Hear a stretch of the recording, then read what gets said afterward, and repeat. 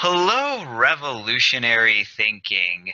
As you know, I enjoy having interviews with people from all over the world.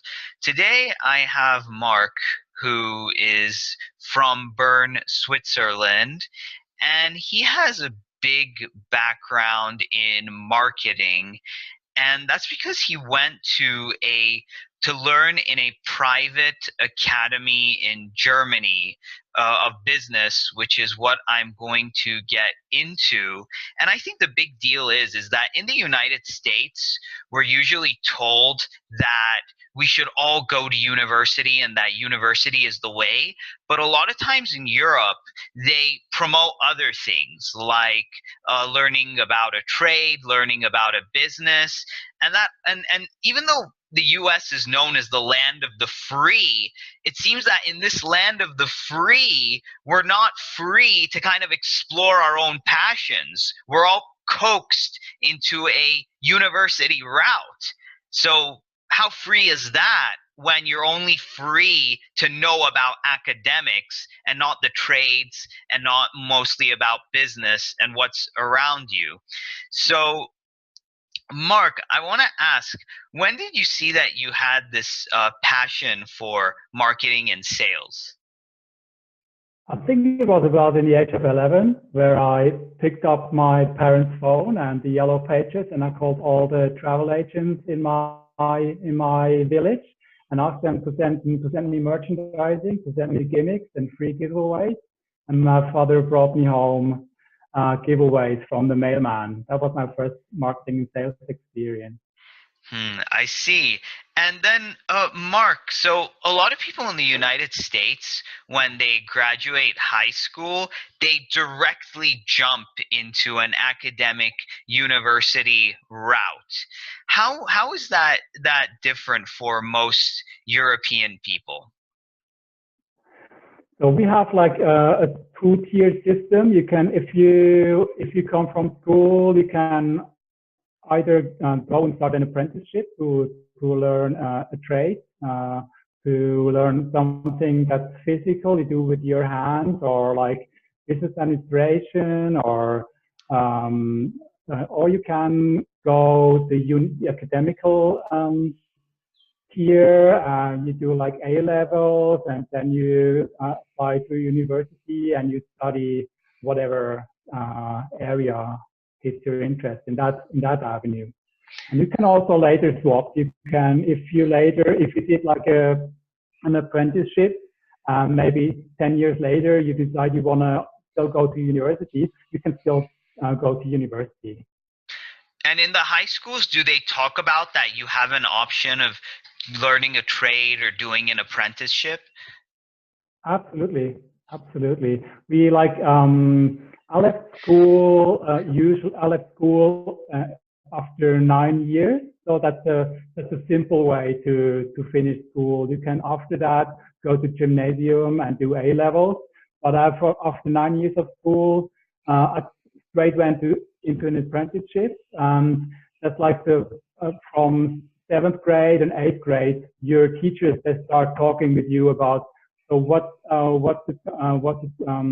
you interested in? Do you want to go to university or do you want to take an apprenticeship in what area?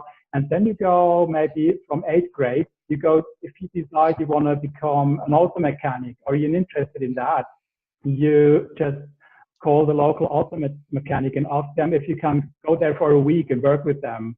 And you decide to find out if that's what you imagined it to be. And you do that with kind of like your area of interest. And that's how you decide if you got what kind of apprenticeship you're going to take or if you're going to study and what's this. So it's very practical. You learn by doing in an apprenticeship. You basically probably shadow the person. You sit there, you see what they're doing, how they're doing it, and then you learn from doing. Is that how you learn? You learn from doing? Absolutely. You work with them. You start with simple jobs, simple tasks, and then usually apprenticeships they run over a course of 2, 3, 4 years. And through that, it's like a structured education where you learn You start with the simple tasks, and then they become more sophisticated. And at the end, you're like a proficient auto mechanic, or a proficient tailor, or a proficient maker, or a chef. Parallelly to that, you also attend school. It's like a business school where you like learn more about like the administrational background, or the materials you use at work, and techniques you use at work, and safety requirements and things like this. Wow. So here's the point I kind of want to drive home for all those people listening in the United States and maybe even Canada. So you hear as in Marc's experience, he's learning by doing. He's going to that apprenticeship. He's learning these different things and how they work. And if you want to, do most things, it's not just shoving down an academic route into people's throats and making them memorize things and take tests after 12 years of high school and then 4 more years of maybe doing theoretical work until you finally get that piece of paper that finally tells you that you can do actual work. You work on the practical skills way more in advance than when you get your first job. Straight away. That's great. To the apprenticeship avenue. When you go to university, it's like quite similar to the United States, I guess, or to most countries all over the world. But you have a higher rate of letting people know at least that there is an apprenticeship or there's a trades avenue, whereas in the United States, they just promote the academic avenue. Yes, yes, yes. You're free to choose, and they let you in from 7th, 8th, 9th grade, and on what your choices are, and to find out, to think about your areas of interest, what you're curious about. Yeah, in 7th, 8th, and 9th grade for me, I was just told that if I didn't go to university, that's it. That's the only thing you could do, or else you'd end up in a really crummy life. Which now I look back and I see that was mostly BS. That they were lying to me. That's my personal experience. So let's say, Marc, so you graduate high school, and you said you work in a factory. Yeah, my career, my professional career started with an apprenticeship. I was interested in fashion, in all the glamour that's connected with the fashion industry. So I started an apprenticeship in a factory that produced men's suits. And I worked there for 2 years in an apprenticeship, also attended school to learn theoretical background. And from there, I decided to go to Düsseldorf in Germany, where I studied the skills of pattern making. So to make patterns for men's suits, for women's clothes, for everything. And that took about 9 months. And from there, I went straight to Munich. I was one of the centers of the fashion industry in Germany. And I started to work at designer labels in Munich. And worked there for several years as a pattern maker, where we produced men's and women's designers clothes. I see. And of course, but that wasn't where you got your background in marketing. You told me you went to a private business academy. Tell me more about that. That's right. After a couple of years, after 6 years in fashion industry, in fashion production, I tried out many different things. I set up song contests, music events with friends. This way I became curious about merchandising and marketing and sponsorship deals.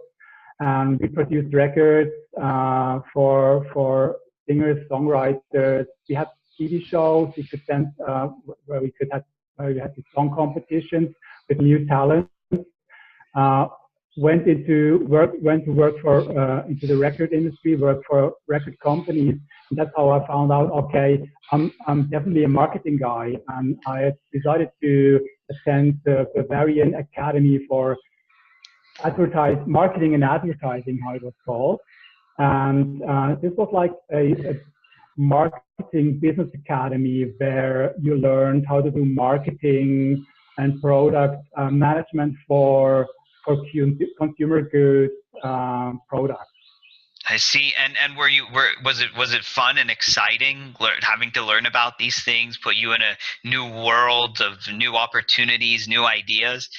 That was fantastic. It was like going to the cinema every time I went there. It was like fascinating Wow. because we had like a private academy, and the guy who ran it, the director, he was a former Procter and Gamble guy, marketing guy, and he had all these connections to the marketing gurus and all the fast-moving consumer goods brand companies like Wrigley Spearmint or Coca-Cola or BMW, and all the marketing guys from there, they came to our academy, and they just talked about how they do marketing in their companies.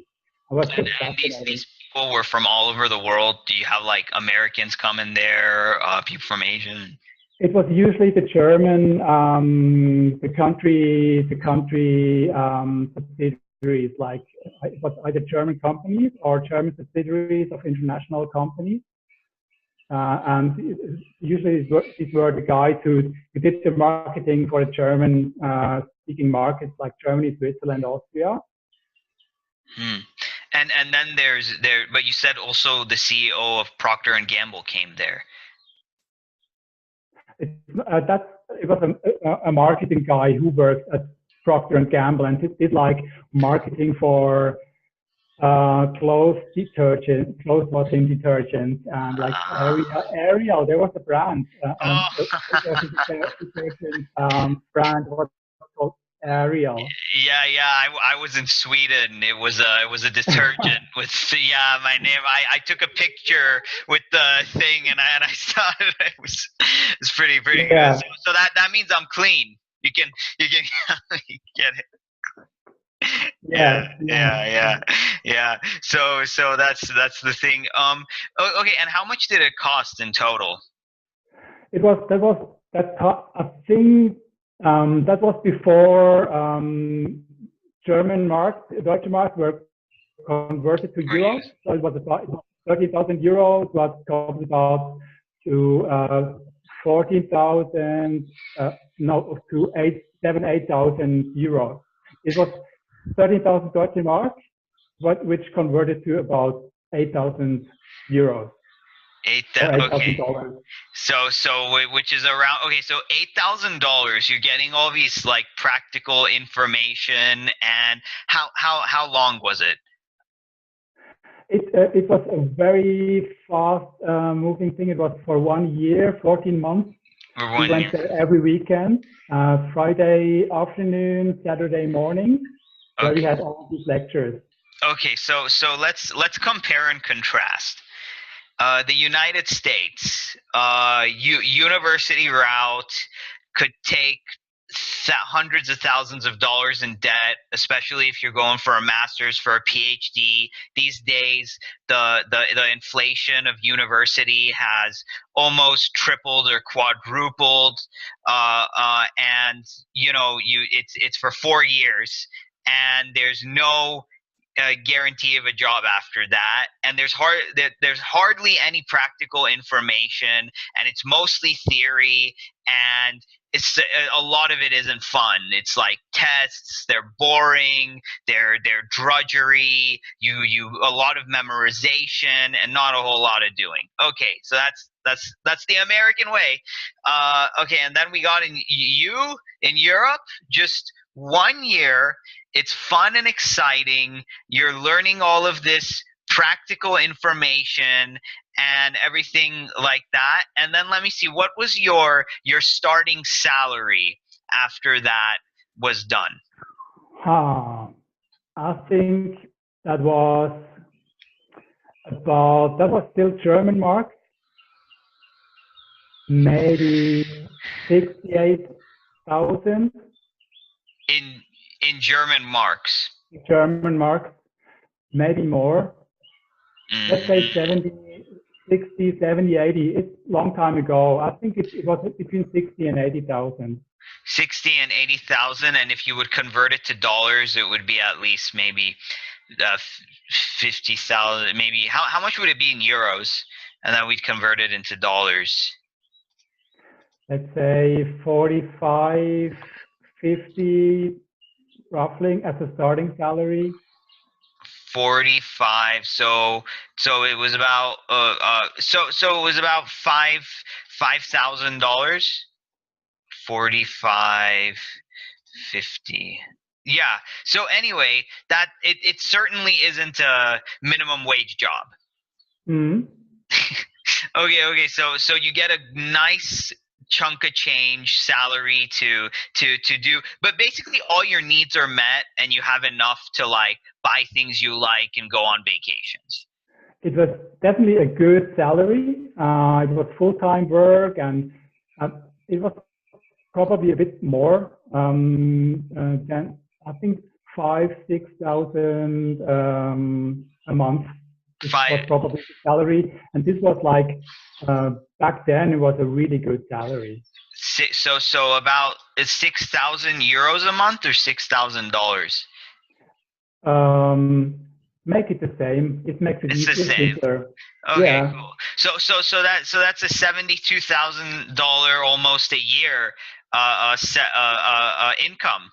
That's that's pretty because if you say let's say $6,000 a month times 12, and maybe I don't know, did they take taxes? Let's say they take 20% in taxes. Let's just estimate this. That's still like $57,000 a year. About. yeah. Yeah. If you get if you earn salary in Germany, it's the way like they take out the taxes straight away before. So the company before it pays you, it pays the government and it pays health insurance, and then you kind of get like what's left you can keep, and they take out about 40%. So Right. you're left with about 60% of your salary of your total salary. So they take 40%, then you just keep, let me see this, you keep for 60, about 60% of your salary, which even then is 43,000. About, well, let's just say you were making better money than a fast food worker or someone at a retail job. That's Yeah, yeah, that's the yeah, bottom line, which most yeah. university graduates can end up in after they spent a ton more money than you would have spent there, and they spent a ton more time getting the education that you got, and sometimes it was a lot more boring. So I just want people to see that, because a lot like we Americans think that things are so awesome here, but it seems like we're getting a bad deal with the kind of education that we're getting. Uh, and then you said you worked for a internet startup. Was that when we talked before, the directory marketing, or was that something else? Um, After the business academy, my first official marketing job that was I worked for this internet startup who was like a yellow pages directory service on the internet. You could look up like um, Greek restaurants in your vicinity, or doctors, physicians in your area, or car mechanics, or whatever business you were looking for at that moment, dry cleaners. You just typed in dry cleaner, you typed in your zip code, and then it showed you on a map the next dry cleaners in your vicinity. And that was kind of like before Google brought out Google Maps. Mm-hmm. That was quite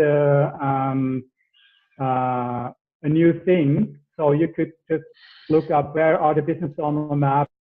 You got like directory directions, how to get there, and that was like in the beginning of the internet boom, where Got all it. these Got it. new So ideas, so people this came up is with all these ideas. And this is before the internet searches really took off. You needed a yeah, directory.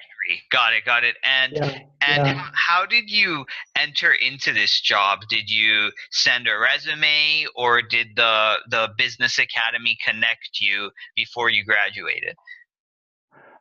Usually, mostly people send out applications by mail. I also did some phone calls, just uh, and but this job that um, that happened because I sent in my resume, my application, and they called me to invite me for an interview. Then we decided. They said, "Okay, sounds interesting. Uh, let's work together." And then the first 2 or 3 months, they're usually on probation, so you get to know each other, and then you decide, okay, you want to It's a, continue working with each other. it's a good And I fit. worked for them for about 2 years. And this was where in Germany? I was in Munich too, where Munich. I attended the business academy. That's Bavaria. Is Yes, it? that's right. Okay, okay. And then okay, so here's the coolest part. I think this is the most exciting part that I have. Tell us about how the helicopter ride happened. Who knew you in the company? Okay. Was it the CEO, and how did you all get together? Yeah, that was at the next company. So after the first job, I started to work I applied for a job at a different company that had quite a successful um, stock market launch. They had three CEOs, founders. All of them had millions in worth on worth on stock value on their account. And I applied for a job there because it is literally the same business. What I did for the internet, I did as a telephone directory service, as an assistant service for local-based directory services. You could call them and ask where's the next pharmacy that's open during the night, or what are the train times from Munich to Hamburg, or where's the next bar that serves nice cocktails.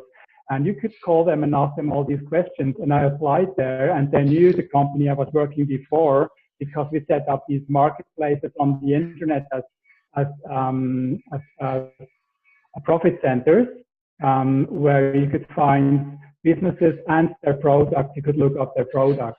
So I went there to work there and developed it as a product manager. Went there to develop these new directory services. You could call and ask them for information. And when I started working there, my one of my bosses came in, and it was like the boss of the marketing department, and he said, "Okay, guys, we have a surprise." And um, um, I was working there with two other people, and he said, "Okay, you two, you already had surprise gift, so it's a very nice surprise, and I think it's on Mark now because he didn't have a surprise now. Mark, are you interested?" And I said, "Yes, what is going to be?" And then he said, "It's going to be a helicopter ride. So one of our CEOs, he owns a helicopter, and you're invited to go on a helicopter ride and to see Neuschwanstein and to see the lakes around Munich." And yeah, I said, "Yeah, Uh, no, that's a good start." that's pretty cool. Where did this? Where was the helicopter at the like CEO's house, or was it like on the roof of a building? Like, tell us more. It was not like a Manhattan style. It was more like a Bavarian country style. It was like we took a car and we drove to the countryside to a tiny airport, and there was like the private. There was like the pilot of our CEO. He waited there for us, and he invited us to uh, on board the helicopter, and yeah, we took off. That's really cool. And how big was this helicopter? How many seats did it have? It was like a pilot seat and a co-pilot seat, and behind that maybe three more seats. But it felt like in a Maserati. It was nice seats. And it was a nice helicopter, black, not a huge one, but like a one like you see in the TV series and movies in New Medium. York, where the billionaires jump into their private helicopters. It was like one of those. Oh man, Nice. that's Yeah, sounds yeah. awesome. And I wonder if any American companies are generous enough to do that for their workers. I think these days. It was in the first week of my job, and I was First not week. yeah, it was like I was one of the first, the latest onboarded employees. Man, that is awesome. And It could was have it been like anyone. It could have been the receptionist, or it could have been the chef in the canteen, or it was it was just yeah so so that I was invited. wow. So did they do this every other time, or it was just that one time, or do you know? I think companies do things like these. It depends on the company culture, but this was also part of this crazy time. It's this internet dot-com bubble where like companies, stock values of companies just multiplied by 1,000 within a year or something, and that's like it was this crazy time. There was so much money around. People threw all that money around. Ah, I see, I see. So that was before the party stopped. It was like, oh, we're having, and then the bubble popped, and then I guess no more Exactly, helicopter rides after that. exactly. And when I started there before the dot-com bubble burst, and it burst while I was there. So I was also let go because the dot-com bubble burst. Right. And it was also the time around 9/11, and there's lots of Wow. things happening simultaneously at that time. I think a lot of times that a lot of people in the West get this idea that we live in a meritocracy, but a lot of times these market forces that aren't in your control will determine your hired or your how much salary you make and everything like that. And we think it's a meritocracy, but these market forces that aren't in control have a huge impact in how much money we make, or if we're even hired or fired or anything like that. Yeah, I think it's like we have opportunities, and it's like it can be hard times, it can be exciting times. Economy can go high, it can go low, and it's kind of like also depends on how you ride the wave. Right, right. And it determines like for you, your marketing and sales skills is something you'll always have no matter how bad or good the economy gets. That's something that you keep in here, you know what I mean? Yeah, yeah. I think I always had this curiosity to find out how things work and to try new stuff to explore. And that's also how I decided to go from the fashion industry through the entertainment industry, then into marketing and internet startups, media, telecommunications, and so Right.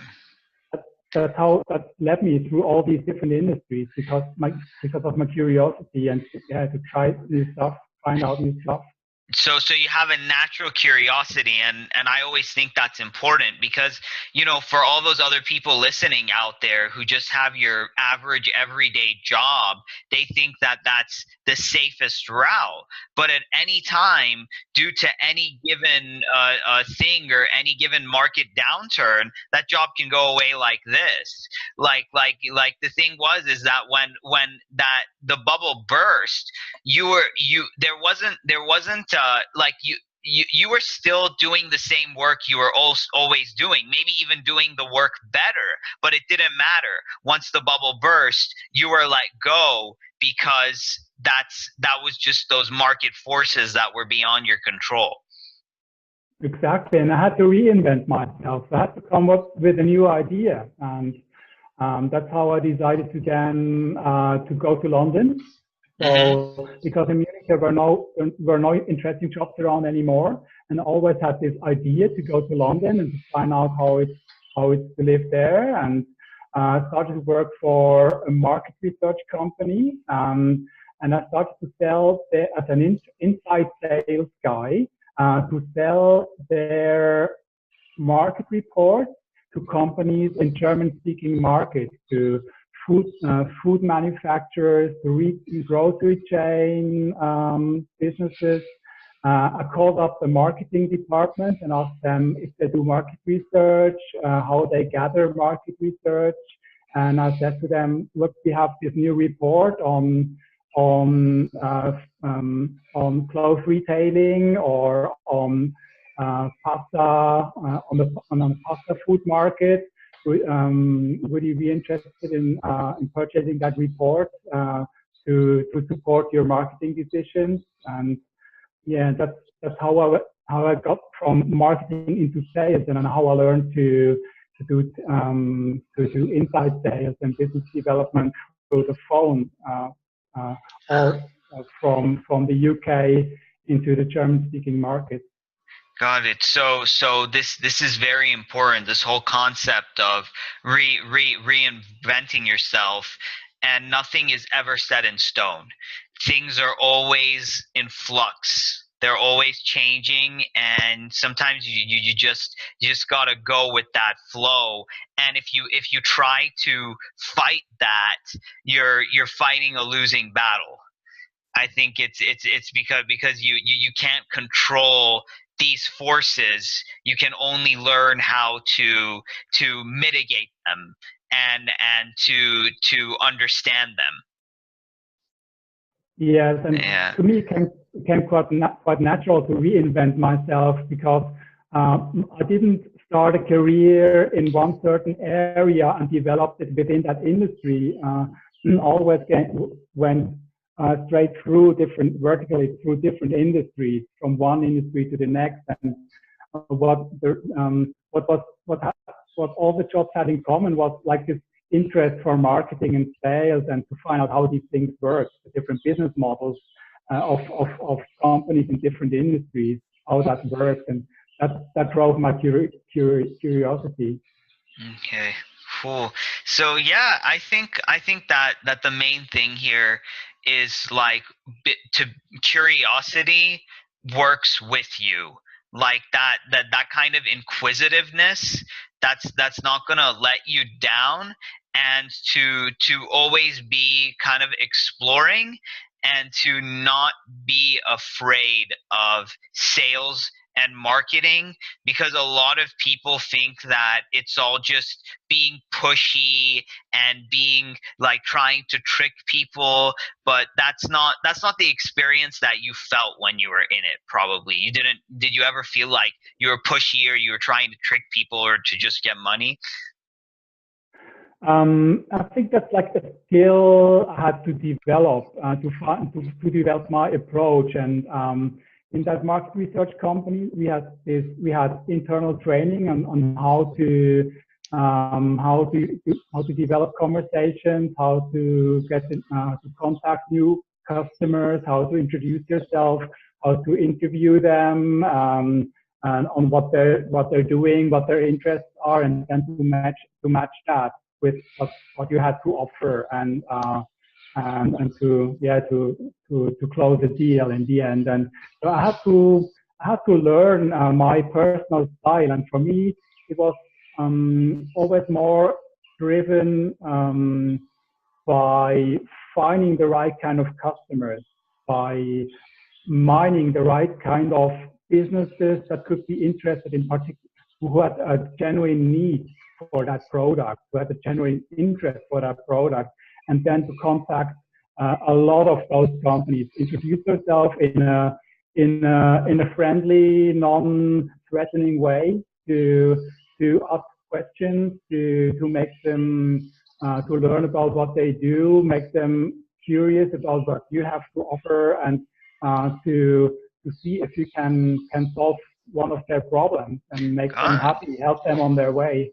And this is how relationships work, and mostly friendships. You get to know the person, you ask them questions about their life, what kind of friend you can be, like what problems they're having, and then through that you create like good relationships by getting to know someone. And being a friend sometimes means being there for that person and helping that person, and then they do the same for you. So there's a lot of these marketing and sales things that connects to relationships in other areas of your life. Have you ever felt like that? Yeah, it's like communication and like to be on an even Level. playing field, even level. Yeah, yeah, Yeah. yeah. Cool. Excellent. Excellent. So then yeah, and I think this has been insightful.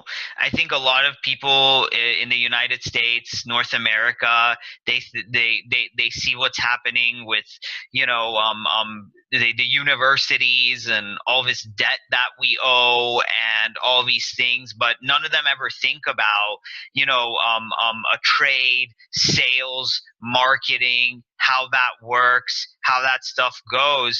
And I think this can be a open up their eyes to different ideas and different things in the world. So thank you so much, Mark, for sharing your ideas and your experiences.